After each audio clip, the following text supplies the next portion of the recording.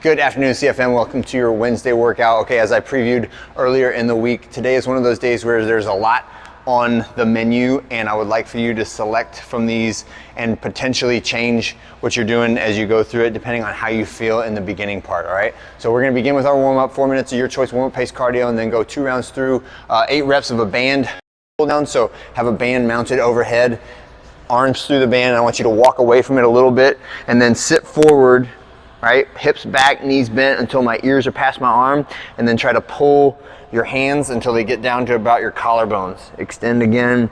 Well, this is a little bit of just active recovery and loosening up my lats, my biceps, all my pulling chain from all the pull-ups that we did yesterday. Next one is an unweighted single leg deadlift. So this is just a little balance and stretch work. Start with that knee up high in front of you, and then initiate the movement by kicking that leg back behind you like I'm trying to push something behind me, right? Reach that leg out straight. This leg should be active and tight, right? And then as I step back forward, I'm bringing that knee back in front of me like so. Get 8 reps of each side on that, and then 4 reps of a sumo good morning squat. How sumo you go is dependent on your hip flexibility. This is about good for me. I can't squat very low if I get way out wide, but feet a little bit wider than normal.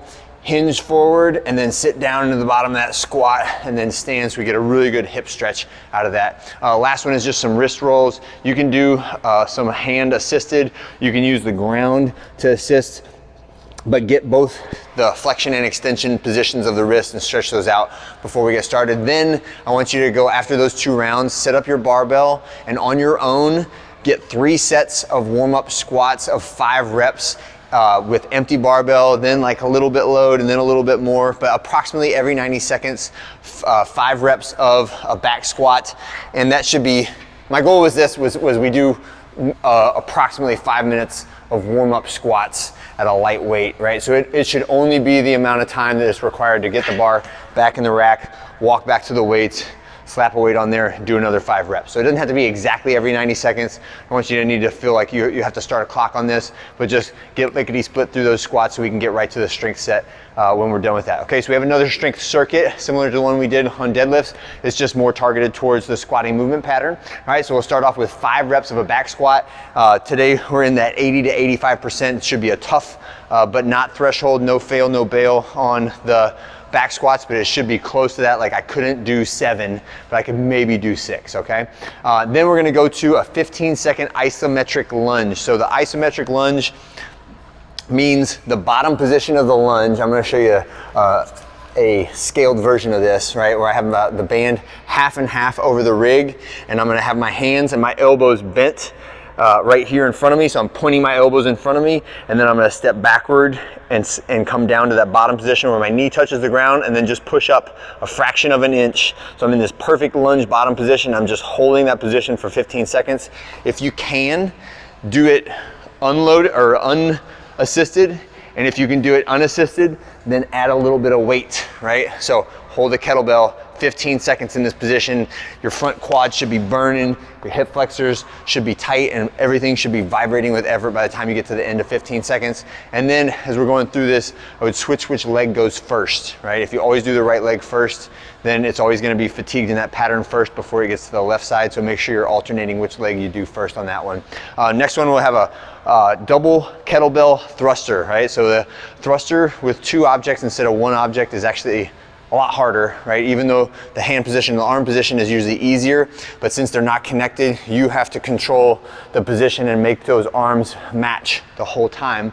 We're gonna do 10 reps of a double kettlebell thruster, as heavy as possible without breaking up the set, right? So in other words, if I try the 53s and I can only get the 7 without stopping, then I need to go back down to the 44s, all right? But do it at a level that is very challenging, but again, doesn't force you to have to break up the set. And then on the final rep, on the 10th rep, we're holding 10 seconds at the lockout position. So what this should look like is I get those kettlebells, bring them up to my shoulder, this front rack position where my hands are kind of close to each other and the kettlebells are in front of me. So make sure they're not like up here like this, up on top of my shoulders, but around front. Squat all the way down in one motion up and lock out overhead, back to the shoulders. right? 3, 4, 5, 6, 7, 8, 9, 10 on the 10th rep. Hold that overhead position. I'm bracing my belly, pulling my rib cage down, shrugging up in front of my, or shrugging those shoulders up towards my ears. Hold for 10 seconds, should be really tough, and then bring them down. And please don't drop the kettlebell. It'll be tough, right? Holding that 10-second overhead position at the end of 10 reps should be very challenging. The elbows should be like, I really want to bend those elbows, but I'm trying to lock them out and keep them straight. And then when I come down, rack position, and then down to the ground, all right? Last one, 3-level ring row drop set, right? And what we're going for here is somewhere around 25 reps is the goal, but I want you to do the hard version, the medium version, and the easy version. Each set is to like close to proximity to failure. So you don't have to go to failure, but you should be feeling like I'm starting to slow down and I can't do the same speed that I did in the beginning. So the way we establish difficulty on this is for the hard version, I walk past the rings and my body is more horizontal, right? I'm still pulling to that low rib cage position. And then when I get tired there, I walk backwards 2 or 3 feet, do my reps here. Again, when I get tired, I walk backwards 2 or 3 feet and finish with the easiest version, right? So 3 sets, 3 drop sets. I'm sorry, 2, I guess it's 2 drops, 3 sets, all of them without taking your hands off the rings and in the range of 25-ish reps total, okay? The first set is usually the biggest set, even though it's the hardest. And then once you hit that fatigue, you're only going to get like a handful of reps on the next 2 sets, okay? After that, rest to full recovery and then go back and do it again. We're gonna do 4 total supersets there.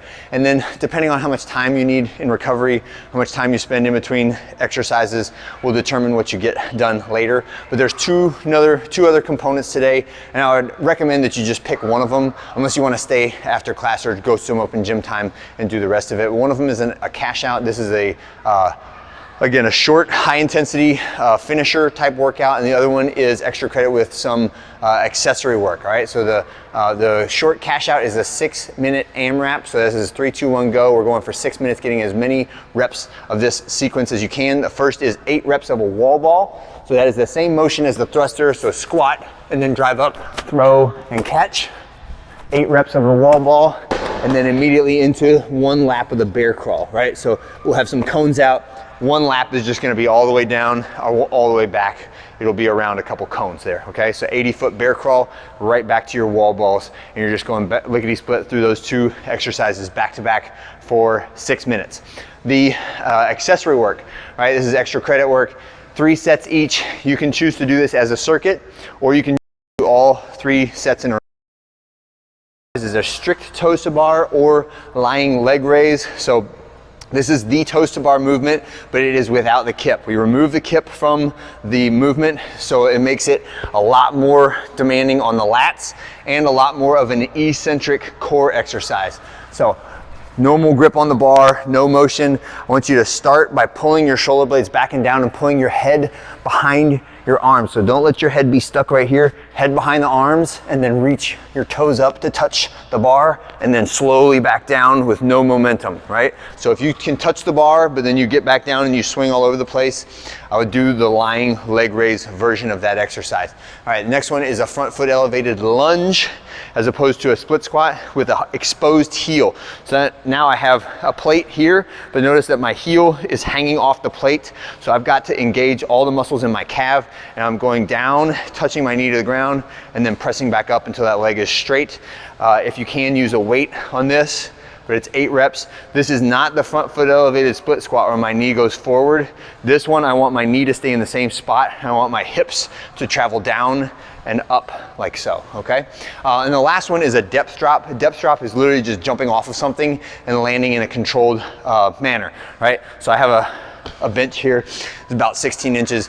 Anywhere between like 16 and 24 inches is usually appropriate for this, and you will get a lot out of just the landing portion of bringing that, so your momentum and your velocity is going towards the ground, and then your body has to stop that momentum. There's a significant stimulus to doing just this part of it. Just land with your knees bent in that athletic stance, and then stand tall, walk back up on top of your object and do it again, right? That's all it is. It seems simple, but it is very potent for building resilience in the joints that are absorbing that downward force, okay? The coach's challenge of the version of this will be to not just absorb the force of landing, but immediately turn it back into a jump, right? And that is the more elastic one. So I recommend you start with just a plain depth drop before you work into the rebound, right? So a depth drop to a rebound could be vertical or it could be horizontal, your choice. If I do the vertical one, it is bounce and then land, right? If I do the horizontal one, it is exactly the same by just bounce and then land. Both of them, whether you do the plain depth drop or you do the depth drop to the reactive jump, I want you to finish in an athletic stance and hold for like 1/1000, 2/1000, and then stand back tall, okay? And that's it, all right? Those are our options for today. Make sure you pick the one that feels right for you or that makes you a little bit more excited or curious. And then if you feel like mixing and matching somehow, talk to a coach and we'll make something up for you, okay? Thanks everybody, and I'll see you on Thursday.